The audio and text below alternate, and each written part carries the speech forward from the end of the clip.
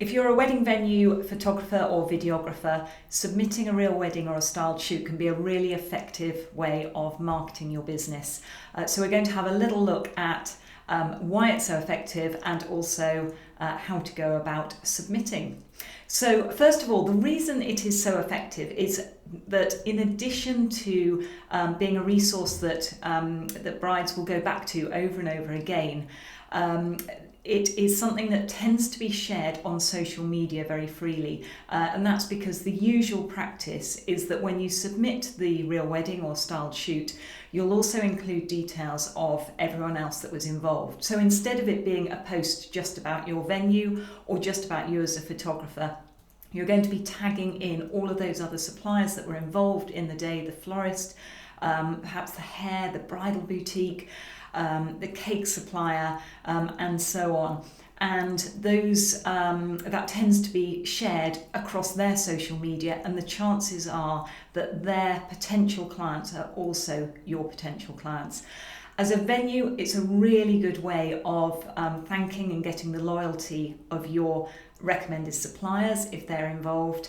And as a photographer or a videographer, it is a great way to become the recommended supplier for a particular venue. If they see you talking about them on social media and they see you submitting real weddings featuring their venue, they're far more likely to want you on board as part of their regular team. So what do we and other platforms look for and magazines when it comes to submitting the real wedding? There is usually some sort of requirement to be represented within that magazine or on that publication. We tend to say that we'll take submissions from anyone that advertises. Generally it's the photographer, videographer or venue. We would expect one of those to be on the platform, mainly because we want somewhere to then send the traffic. We don't want couples landing on the information, loving what they see, and us having nowhere to send them. So that's why we ask for it to be something more than just a basic listing on there. We want that. We want you to benefit from it ultimately. So we will be looking for really nice images. It doesn't need to be the most fabulous venue in the world. It doesn't need to be the most photographic couple in the world, but it does help if it is inspirational. Those tend to be the real weddings that get shared the most, as do the more unusual ones, the themed weddings and so on. If it is a scene that any couple can put themselves into, more couples will resonate. You're more likely to get bookings from those ones, but perhaps less shares.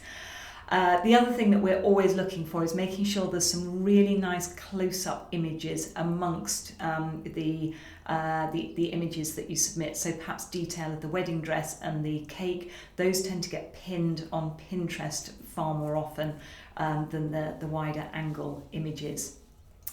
When you're submitting, we ask for it either to be a brief video, about 3 or 4 minutes is about right, or if it's photographs, around 20-25 images, a real mix, making sure you've included the main parts of the day in there. So making sure there's that lovely shot of the venue and some of the details included, not just endless shots of the couple. That's not what other couples want to see. They want to see the venue, the flowers, the cake. They want to see how that couple put together their wedding, rather than just the couple having a great day.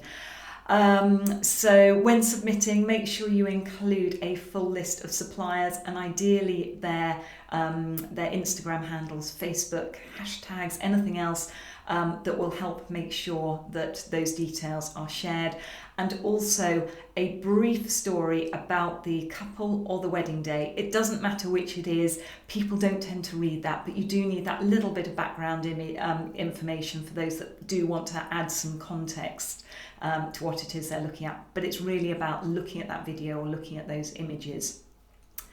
Other information that will be needed is if you are not the photographer or the videographer, we would need information to confirm that the videographer or photographer is happy with their images being used and that you do have copyright permission. So if, for example, you're the venue, just make sure you get that say-so.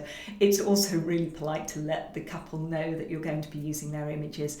They'll want to share it with their family and friends as well. If you're arranging a styled shoot as opposed to just a real wedding that you're going to be submitting, it's worth speaking to whichever publication you're sending it through to before you do the shoot. That's because they may want particular images to feature in their publication that month or on their homepage, and if you can get those shots at the same time, it's that extra little bit of publicity well worth doing. If you're wanting to have a look at other real weddings to get inspiration, have a look on the website guidesforbrides.co.uk/real weddings.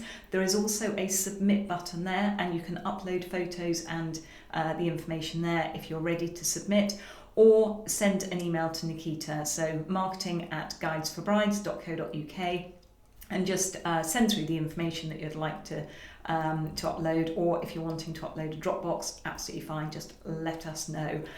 It is, as I said, a really, really good way of marketing your business during quieter times. It's one of those jobs that never gets done, so use the time in the quieter months to sit down now, pull together a real wedding now. It's quite addictive, and if you want to submit several, that's absolutely fine. We tend to just feed them out over a few weeks, and people will just keep engaging and re-engaging with that content on social media and online.